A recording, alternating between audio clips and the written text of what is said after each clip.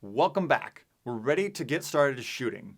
Remember, if you're just starting out, then I highly recommend starting with your first 12 tip of the week videos. These are short, value-packed videos that are very easy to shoot.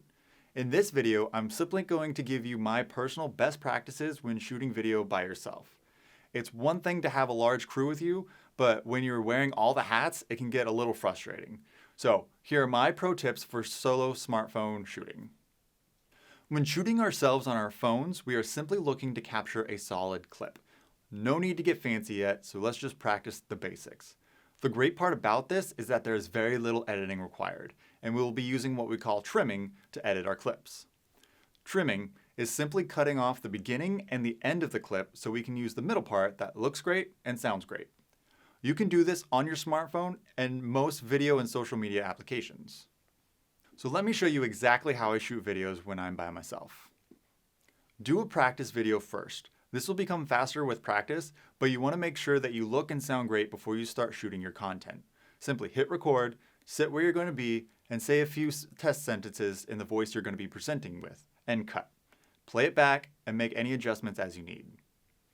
When you're ready to shoot your videos, start by identifying what you're shooting. This is a slate. And on a large-scale production, it is essential to keep organized. Before the director says action, there is a visual and audible ID to refer to later. Scene 2, shot 1, apple, take 3. You can simply do this with a piece of paper. This is a great habit to keep you organized. At the beginning of your take, hold up the piece of paper as a visual cue and say what you're shooting as an audible cue. Tip of the week video number 1, best practices, take 1. As you shoot more and more videos, this will help you stay organized and save you a lot of time. 2, leave a buffer moment to smile before and after you present. This is where you're going to trim the clip.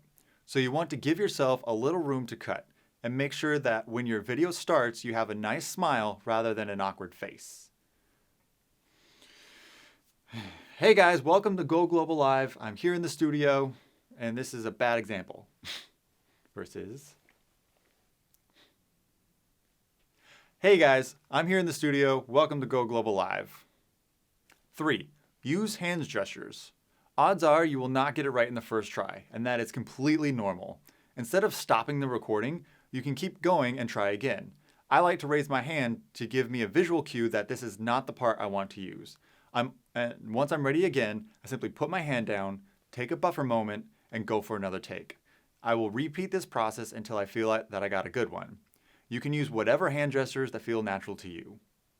4, when you feel like you got the good one, stop recording and play it back. Because you use the hand signs, you can simply skip to the good try.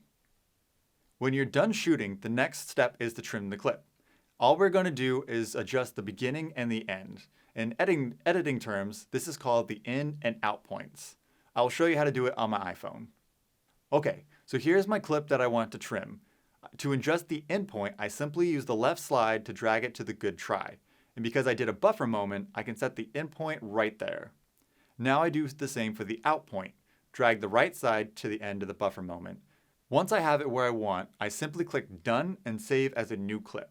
Now I can replay my final clip, and from there I can either send it to my computer or publish it straight from my phone. That's it. Now you can create your own videos with your phone and edit them using the in and out points.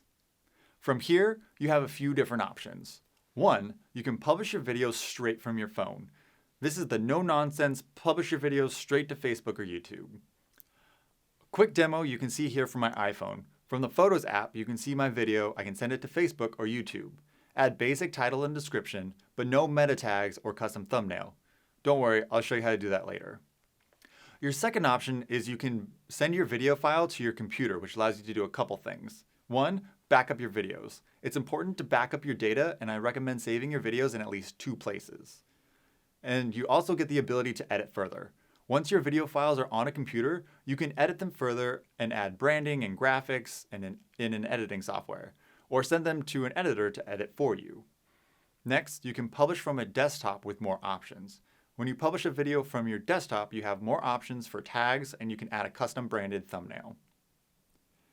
Now take a little bit and try recording one of your tip of the week videos. It may feel awkward at first, but this is exactly what the pros do, just on a smaller scale. If you're ready, you can shoot all 12 videos. But before you publish them, be sure to watch the rest of the lessons. In the next lesson, we're going to be talking about SEO and how to get the most from your videos.